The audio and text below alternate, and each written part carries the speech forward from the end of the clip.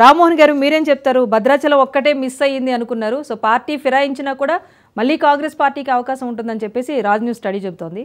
మీ విశ్లేషణ ఏంటి రామ్మోహన్ గారు?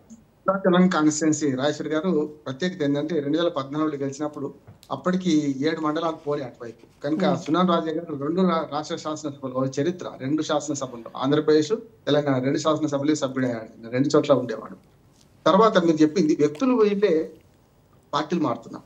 ఉదయం వీరయ్య గారి తెల్ల వెంకటరావు గారి 2018 సంగతి 23 చూడండి. 18లో వీళ్ళే ప్రత్యర్థులు కానీ పార్టీలు వేరు వేరు. తెల్ల వెంకటరావు గారు బీఆర్ఎస్ లో ఉన్నారు, ఈయనేమో ఉదయం వీరయ్య గారు నాకు కాంగ్రెస్ లో ఉన్నారు. వాళ్ళే కదా మళ్ళీ ఇప్పుడు ఇద్దరు కూడా ఇక్కడ పార్టీల కంటే వ్యక్తులే బాగా ప్రాధాన్యత వహిస్తున్నారు అనిపిస్తుంది. అంటే పార్టీలు కూడా ఏమవుతుందంటే అక్కడ సిపిఎం దాన్ని కూడా ఎక్కువ ప్రభావం ఉంది కనుక 18లో మిత్రులు ఉన్నారు. ఎవరికి బీఆర్ఎస్ కు మిత్రులుగా అప్పుడు కమ్యూనిస్ట్ పార్టీ ఉన్నది. ఇప్పుడేమో మిత్రులు మారిపోయింది కదా. తమ నిలవలు తప్పిన తమ శత్రులు మిత్రులు ఎవరు అన్నట్టు, తమ మిత్రులు శత్రులు ఎవరు అన్నట్టు ఇక్కడ ఏమో ఇప్పుడు మొన్న కాంగ్రెస్ పార్టీకి మద్దతు చేశారు కనుక సిపిఎం ఆ కమ్యూనిస్ట్ పార్టీ ఓటర్లకు బాగా కీలక పాత్ర ఉంటుంది భద్రాచలం నియోజకవర్గంలో. నాకంటే బాగా మనకు సత్యంగా చెప్తాను. అందుకని ఇక్కడ ఏమంటుందంటే ఈ రేపటి ఈ సిపిఎం సిపిఐ ఎటువైపు ఉంటుంది అనే దాన్ని బట్టి కూడా ఉంటుంది. ఎందుకంటే ఇప్పటికే ఖమ్మం జిల్లాలో ఒక సిపిఐ సీటు మనకు సాంబశివరావు గారు గెలిచారు కనుక అక్కడ కమ్యూనిస్ట్ పార్టీలు అంటే కాంగ్రెస్ బీఆర్ఎస్ వీళ్ళకంటే కమ్యూనిస్ట్ పార్టీలు ఎవరికి మిత్రులుగా ఉంటారు ఎవరికి శత్రువులుగా ఉంటారు అని దాన్ని బట్టి కూడా రిజల్ట్ వచ్చే అవకాశం ఉంటున్నాను నేను.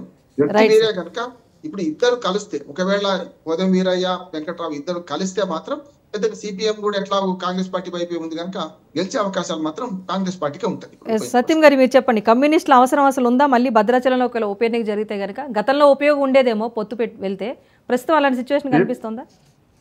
ఇప్పుడు కమ్యూనిస్టులు వాళ్ళు పోటీ చేస్తే ఓటు వచ్చేదానికన్నా ఇతరులకు బల పరిస్థితి ఎక్కువ ఓట్లు వస్తాయి.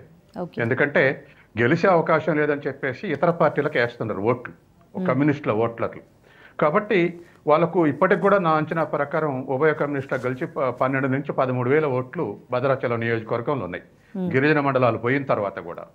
ఇప్పుడున్నటువంటి ఈ పరిస్థితుల్లో బీఆర్ఎస్ను వాళ్ళ క్వశ్చన్ అడుగుతున్నారు, బీజేపీ మీద మీ వైఖరి ఏందని అడుగుతున్నారు. బీఆర్ఎస్ వాళ్ళు ఆ వైఖరి చెప్పట్లేదు కాబట్టి సహజంగానే వాళ్ళ ఓట్లన్నీ కూడా వాళ్ళు పోటీ చేయకపోతే కాంగ్రెస్కే ఓటు వేసేటువంటి అవకాశం ఉంది. రెండవది ఖమ్మం జిల్లా నుంచి ఉన్నటువంటి 3 మంత్రులు కూడా భద్రాచలం నుంచి బాధ్యత తీసుకున్నటువంటి అవకాశం ఉంది. పేరుకు ఒక మంత్రికి అప్పగించిన 3 కంబైన్డ్గా వాళ్ళ ప్రెస్టీజియస్కు సవాల్ అది. కాబట్టి 3 మంత్రులు కూడా దాని మీద కాన్సన్ట్రేట్ చేసే అవకాశం ఉంది. తర్వాత 2 వర్గాలు గతంలో ఉన్న కాంగ్రెస్ ఇప్పుడు మారినటువంటి కాంగ్రెస్ 2 కూడా ఏకమైతే ఖచ్చితంగా అబ్సల్యూట్ అడ్వాంటేజ్ భద్రాచలంలో కాంగ్రెస్లో ఉండేటువంటి అవకాశం ఉంది.